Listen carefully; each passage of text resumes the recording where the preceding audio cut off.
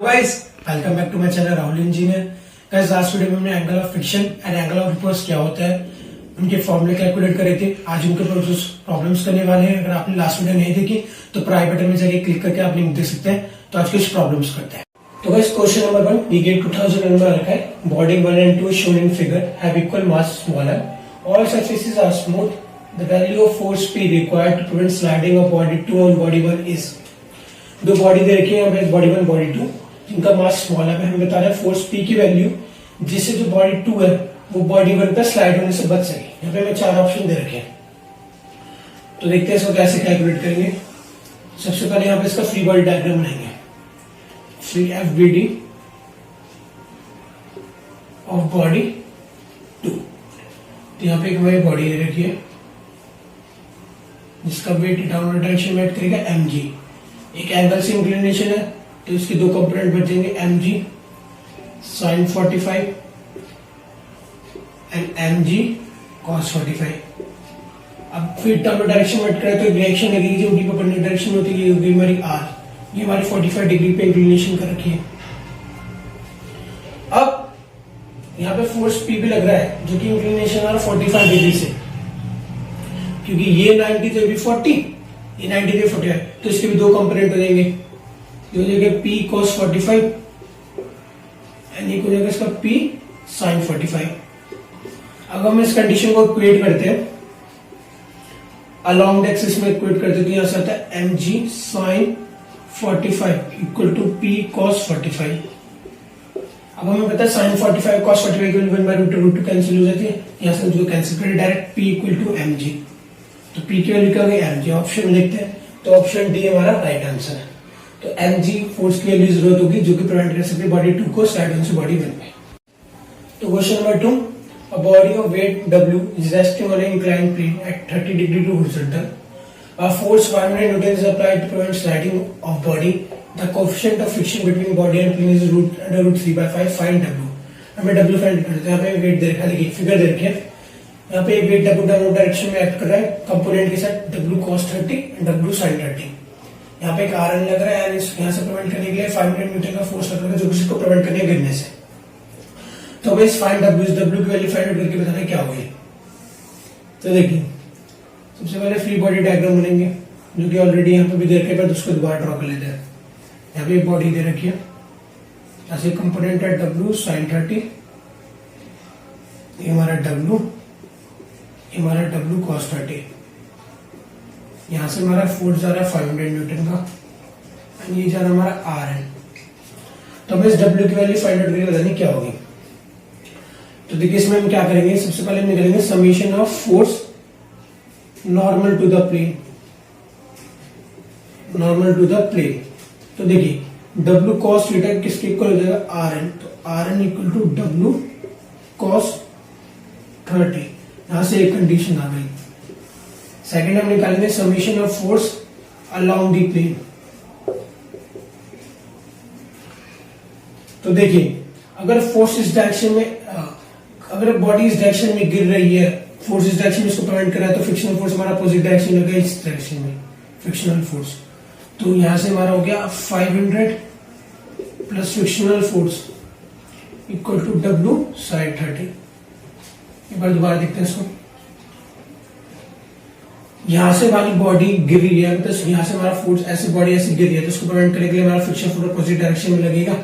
तो friction force plus 500 Newton है, जहां पर force equal to W sin theta होगा। तो 500 प्लस फ्रिक्शनल फोर्स की वैल्यू में क्या होती है mu Rn equal to W sin 30।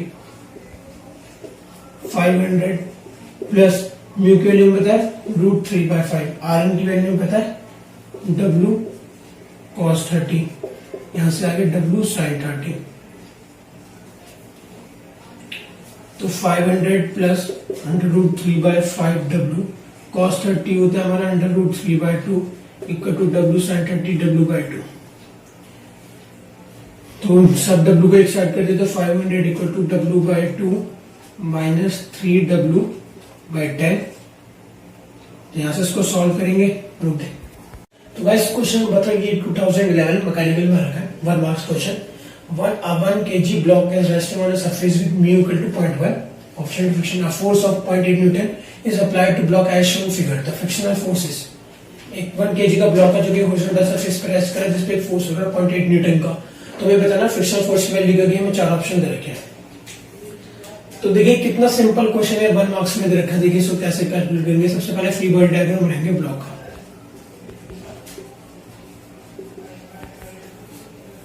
तो देखिए ये हमारा ब्लॉक बन गया, जिसमें वेट डाउन ऐड करा हमारा 1 kg का, एंड यहाँ पे हमारा फोर्स ऐड कर रहा है 0.8 न्यूटन का।